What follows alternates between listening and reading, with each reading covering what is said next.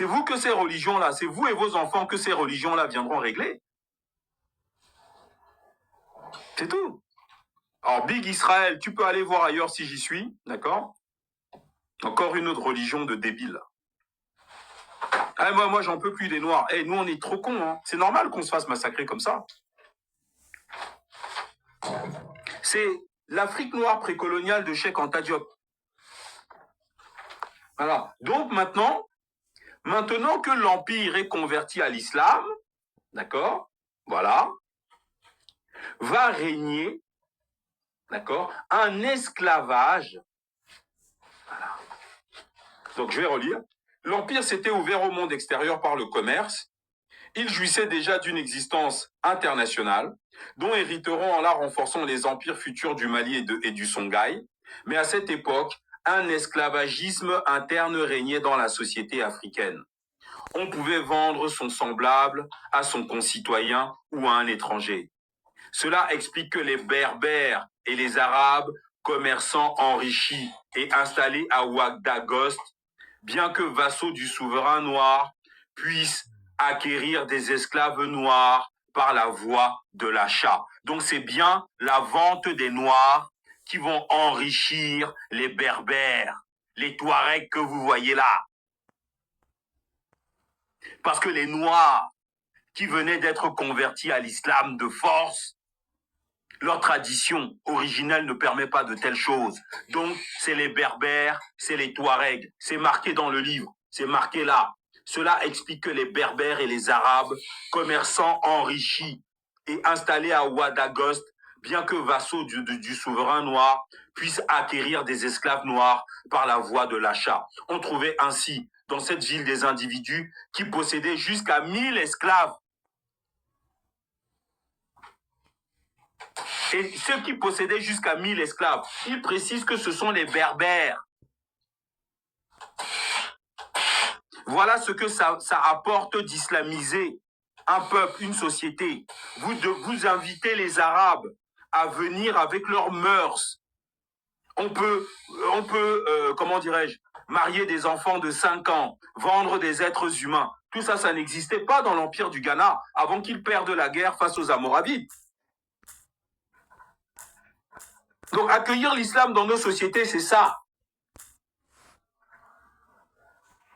On vous dit qu'un berbère, les Touaregs là font la guerre dans le nord du Mali. Pourquoi? Parce que leurs ancêtres possédaient des Noirs. Eux, ils ne peuvent pas accepter d'être dirigés par des Noirs. Et ils ont écrit une lettre au général de Gaulle pour ça. Et donc, Cheikh Anta Diop vous dit que cela explique que les Berbères et les Arabes, vous voyez, les Arabes du Moyen-Orient là, hein? Les Arabes du Moyen-Orient étaient dans l'Empire du Ghana pour récupérer des Noirs pour aller vendre, castrer et aller vendre.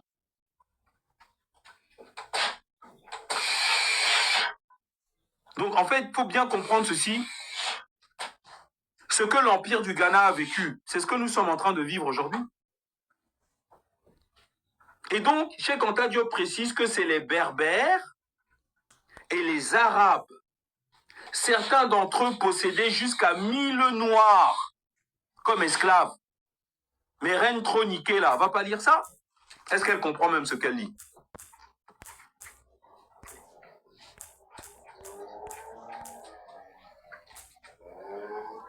Alors, on va faire une petite pause et on va continuer. Monsieur Athos, bonjour. Bonjour.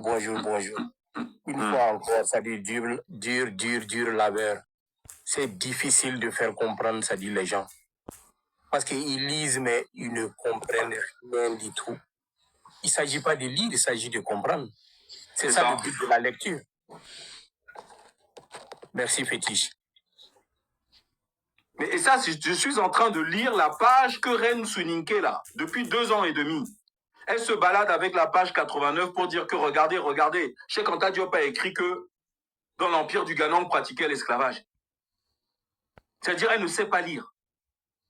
Ouais, mais celle-là, elle défend son pain. Sa famille mange dans l'islam. Et ils vont lâcher ça, ils vont faire quoi?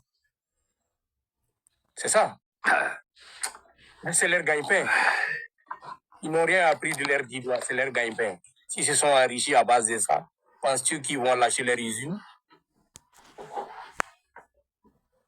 Bien. Monsieur Sekama, on vous écoute. Oui, bonjour, mes frères. Vous allez pouvoir m'excuser, je suis en route, mais je vous reviens dès que je peux faire